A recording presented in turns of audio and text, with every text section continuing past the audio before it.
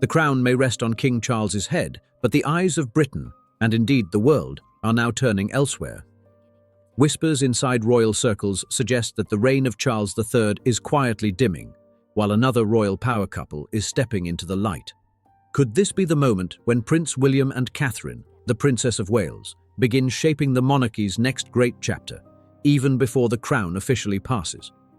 In today's video, we'll explore how William and Kate are gradually taking the reins of the British monarchy, how they've transformed royal duty into modern relevance, and what King Charles's fading visibility really means for the future of the crown. Don't forget to subscribe and join our royal community for more captivating stories from behind the palace walls. King Charles III, now in his late 70s, once envisioned a reign focused on stability and slimmed-down tradition. But recent months have seen fewer public appearances, long gaps between engagements, and carefully controlled visibility. Officially, these absences are attributed to health concerns and a desire to pace the workload. Unofficially, however, insiders claim something else is happening, a managed transition, one designed to gently hand the public spotlight to his heir, Prince William. It isn't a crisis, it's choreography. Charles has long known that his reign would be transitional. After 7 decades of waiting in his mother's shadow, his goal was never to reign forever, but to modernize the monarchy just enough to prepare it for William. And that's exactly what's unfolding. William and Catherine's presence has never been more commanding. From state banquets to humanitarian tours, their tone is distinctly forward-looking. Gone are the ornate, ceremonial displays that once defined the Windsor image. In their place, authenticity, emotional connection, and a quietly powerful partnership. The couple's influence became undeniable during the early months of King Charles's reign. As the new king faced the challenges of modernization and his brother Prince Harry's public estrangement, William and Kate offered something invaluable: stability. Their public warmth and united image reassured a public fatigued by royal drama. They are not just heirs, they are leaders in waiting, already acting as if the crown belongs to them in spirit, if not yet in form. The monarchy of today is not the one Charles inherited. Under William and Kate, the tone has softened, yet sharpened in focus. The couple have embraced what insiders call the soft power model, less about grandeur, more about purpose.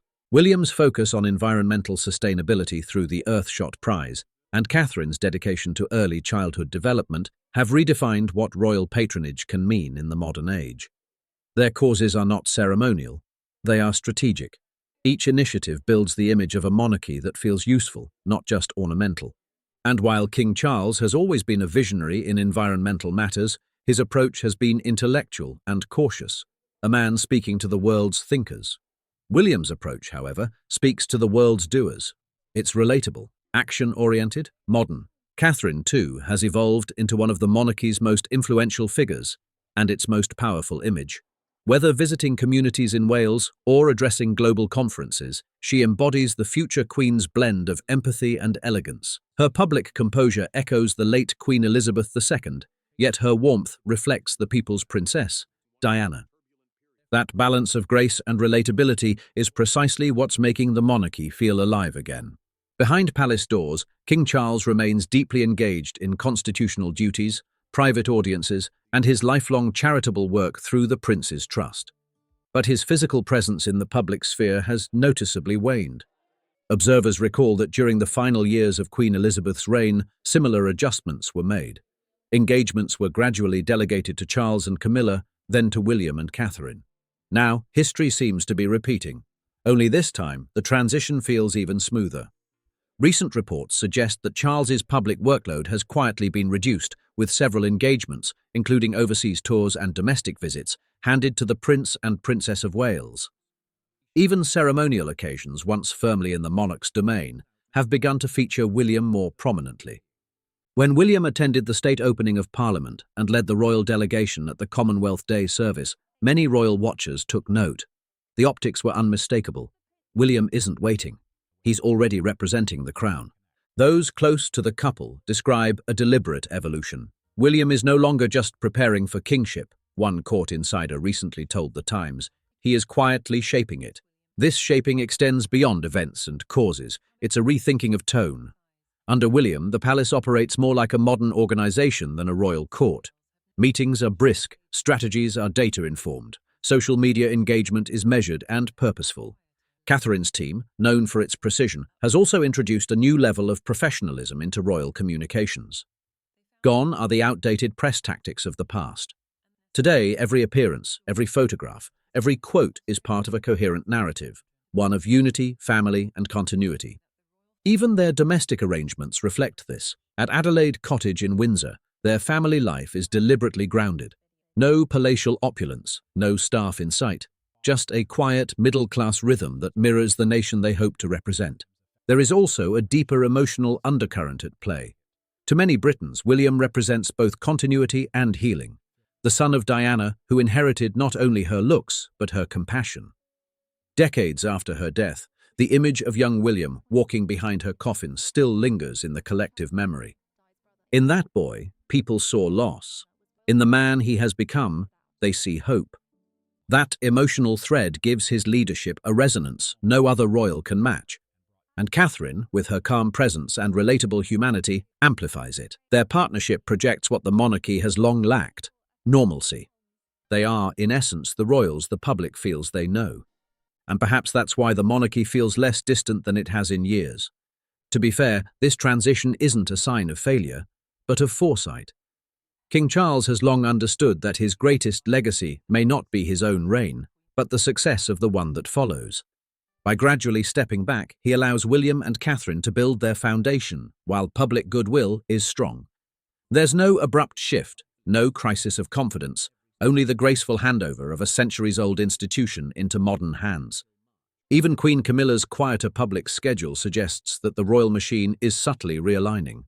The new rhythm of monarchy is being set not by the septuagenarian king, but by the next generation, already waiting in the wings. What do you think about this new royal balance? Is it wise for Charles to fade gently, or should the king assert himself more strongly? Share your thoughts in the comments. We'd love to hear your take on this royal evolution. Unlike monarchs of old, William's vision isn't about power, it's about purpose.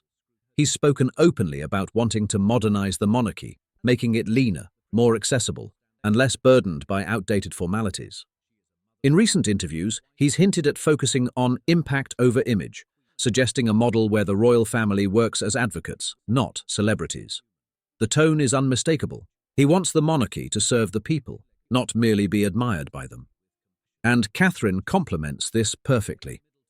Her work on the Royal Foundation Centre for Early Childhood reveals a deep, long-term strategy, one aimed at changing the nation's future from the ground up. It's the kind of purposeful leadership that feels more like governance than ceremonial charity. The couple's teamwork is not just emotional, it's institutional. Together, they represent not just continuity, but change. As the British monarchy moves further into the 21st century, its survival depends less on protocol and more on connection. William and Kate understand this instinctively. They've replaced distance with dialogue, shaking hands, not merely waving from balconies. When Catherine kneels to speak to a child, or when William laughs with footballers or volunteers, it's not just charm, it's strategy. These are small acts that humanize an ancient institution. They know the crown cannot remain relevant through tradition alone. It must feel human. And that is precisely what makes them so powerful, and perhaps unstoppable. If the first Elizabethan era defined imperial glory and the late Queen's reign embodied stability, then the next royal chapter, the William era, may be defined by empathy. The transition is already happening, softly and almost imperceptibly. Charles reigns, but William leads. The crown sits on one head, but the future belongs to another. It's not rebellion, it's renewal. A monarchy reshaped not by crisis, but by design.